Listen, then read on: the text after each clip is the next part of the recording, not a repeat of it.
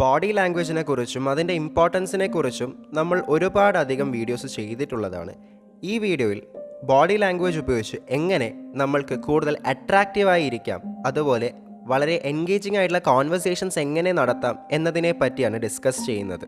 നമ്മൾ ഒരു വ്യക്തിയുമായിട്ട് കോൺവെർസേഷൻ നടത്തുന്ന സമയത്ത് അയാൾ ഉപയോഗിക്കുന്ന വാക്കുകളേക്കാൾ കൂടുതൽ നമ്മൾ ശ്രദ്ധിക്കുക അയാളുടെ ബോഡി ലാംഗ്വേജും നോൺ വെർബൽ കമ്മ്യൂണിക്കേഷനുമായിരിക്കും. അയാളുടെ posture, hand gestures, food position ഒക്കെ അയാളുടെ ബോഡി ലാംഗ്വേജിൻ്റെ ഭാഗമാണ്. രണ്ട് തരത്തിലുള്ള ബോഡി ലാംഗ്വേജ് ഉണ്ട്. ആദ്യത്തേത് ക്ലോസ്ഡ് ബോഡി ലാംഗ്വേജ്, രണ്ടാമത്തേത് open body language. Closed body language എന്ന് പറയുന്നത് വളരെയധികം റെസ്ട്രിക്റ്റഡ് ആയിട്ട് നമ്മുടെ ബോഡിയെ കീപ്പ് ചെയ്തുകൊണ്ട് സംസാരിക്കുന്നതിനെയാണ്. ഉദാഹരണത്തിന് കൈകൾ കെട്ടി നിൽക്കുക, അതുപോലെ കൈകൾ പോക്കറ്റിൽ വെച്ച് സംസാരിക്കുക, സംസാരിക്കുന്ന ആളെ ഫേസ് ചെയ്യാതെ സംസാരിക്കുക തുടങ്ങിയ ഒരുപാടധികം രീതിയിൽ നമുക്ക് ക്ലോസ്ഡ് ബോഡി ലാംഗ്വേജ് അനുഭവപ്പെടാറുണ്ട്. ഇവയെല്ലാം തന്നെ ആ വ്യക്തി വളരെ ഡിഫെൻസീവായി നിൽക്കുകയും അയാൾക്ക് കോൺവെർസേഷനിൽ വലിയ താല്പര്യമൊന്നുമില്ല എന്ന് കാണിക്കുകയും ചെയ്യുന്ന ഒരു സിമ്പലാണ്.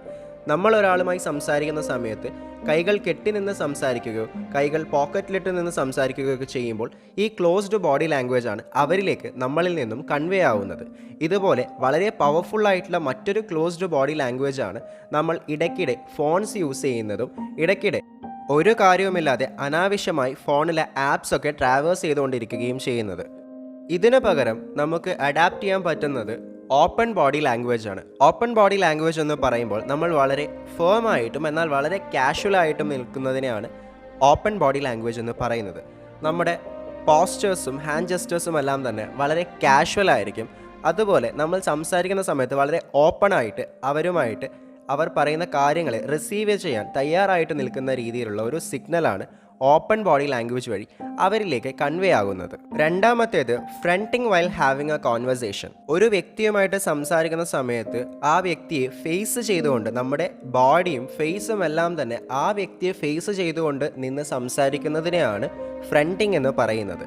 ചില ആളുകൾ സംസാരിക്കുന്ന സമയത്ത് അവരുടെ ബോഡി സംസാരിക്കുന്ന ആളിൽ നിന്നും പിന്തിരിഞ്ഞുകൊണ്ട് അവരിൽ നിന്നും ഡിസ്ട്രാക്റ്റഡായി നിന്ന് സംസാരിക്കാറുണ്ട്. ഇങ്ങനെ ഡിസ്ട്രാക്റ്റഡായി നിൽക്കുന്ന സമയത്ത് നമുക്ക് ഒട്ടും തന്നെ ഹാപ്പി ആയിട്ടോ അല്ല എങ്കിൽ പ്രൊഡക്റ്റീവായിട്ടുള്ളൊരു കോൺവെർസേഷൻ നടത്താൻ സാധിക്കുകയില്ല.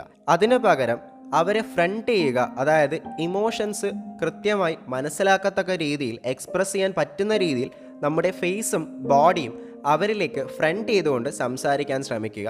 ഈ രീതിയിൽ വളരെ ഇഫക്റ്റീവായിട്ടുള്ളൊരു ബോഡി ലാംഗ്വേജാണ് നമ്മൾ അവിടെ എക്സിബിറ്റ് ചെയ്യുന്നത്. മൂന്നാമത്തേത് lean forward while you are talking. നമ്മൾ സംസാരിക്കുന്ന സമയത്ത് കുറച്ചധികം മുന്നോട്ട് ചാരി നിന്ന് സംസാരിക്കാൻ ശ്രമിക്കുന്നത്.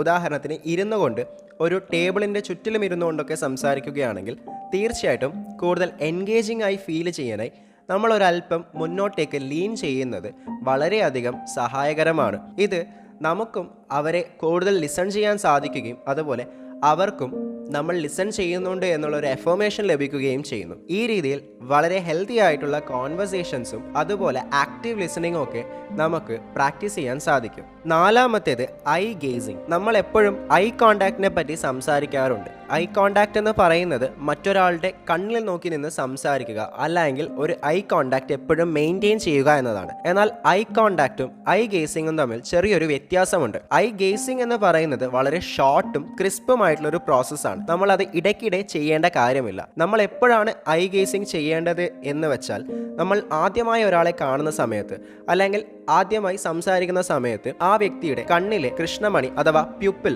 അതിൻ്റെ കളർ എന്താണെന്ന് നോക്കുക.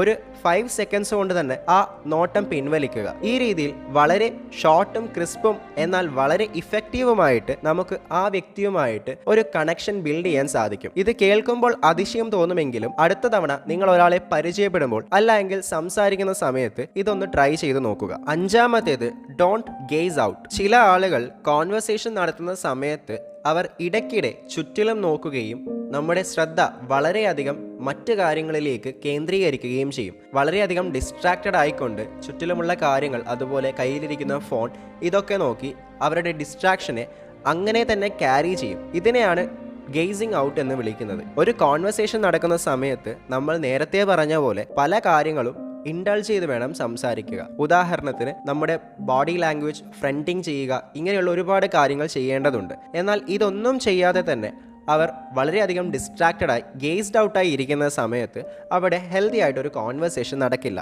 നമ്മൾ നമ്മുടെ സുഹൃത്തുമായിട്ട് സംസാരിച്ചുകൊണ്ടിരിക്കുന്ന സമയത്ത് നമ്മുടെ സുഹൃത്ത് വളരെയധികം ഡിസ്ട്രാക്റ്റഡും ഗേസ്ഡ് ഔട്ടായിട്ട് നിൽക്കുകയാണെങ്കിൽ നമുക്ക് ആ സുഹൃത്തിനോട് സംസാരിക്കാൻ പോലും തോന്നില്ലല്ലോ. അതുകൊണ്ട് ഒരിക്കലും നമ്മൾ മറ്റൊരാളുമായിട്ട് സംസാരിക്കുന്ന സമയത്ത് ഗേസ്ഡ് ഔട്ട് ആവാതെ ഇരിക്കുക. പറ്റാവുന്ന അത്രയും ലിസൺ ചെയ്യാൻ ശ്രമിക്കുക. നമ്മൾ വളരെയധികം എൻഗേജിങ് ആണ് എന്ന കാര്യത്തിൽ അവർക്കൊരു അഫർമേഷൻ കൊടുക്കുക.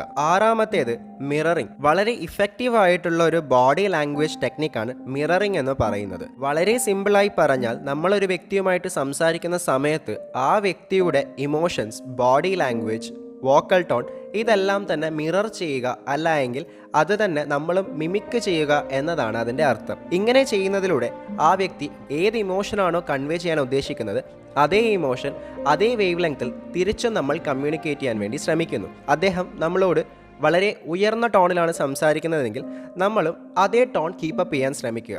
അദ്ദേഹം വളരെ ഓപ്പൺ ബോഡി ലാംഗ്വേജ് ആണ് കീപ്പ് ചെയ്യുന്നതെങ്കിൽ നമ്മളും നമ്മുടെ ബോഡി ലാംഗ്വേജും അതേ രീതിയിൽ മിറർ ചെയ്യുക. ഇങ്ങനെ ഇൻസ്റ്റൻ്റ് ആയിട്ട് ആ വ്യക്തിയുമായിട്ട് കണക്ട് ചെയ്യാൻ വളരെയധികം ഹെൽപ്ഫുൾ ആയിട്ടുള്ള ഒരു മെത്തേഡാണ് മിററിംഗ് എന്ന് പറയുന്നത്. ബോഡി ലാംഗ്വേജിൻ്റെ സഹായത്തോടെ കൂടുതൽ അട്രാക്റ്റീവായിരിക്കാൻ സഹായിക്കുന്ന 6 ടിപ്സിനെ പറ്റിയാണ് നമ്മൾ ഇന്നത്തെ വീഡിയോയിൽ ഡിസ്കസ് ചെയ്തത്. തീർച്ചയായിട്ടും ഇവ നമ്മുടെ ലൈഫിലും ഇംപ്ലിമെൻ്റ് ചെയ്യാൻ ശ്രമിക്കുക. അടുത്ത തവണ ഒരു കോൺവെർസേഷനിൽ ഇൻഡൾജ് ചെയ്യുന്ന സമയത്ത് ഇത്തരത്തിലുള്ള നോൺ വെർബൽ കമ്മ്യൂണിക്കേഷൻ കൂടുതൽ ശ്രദ്ധ ചെലുത്താൻ ശ്രമിക്കുക.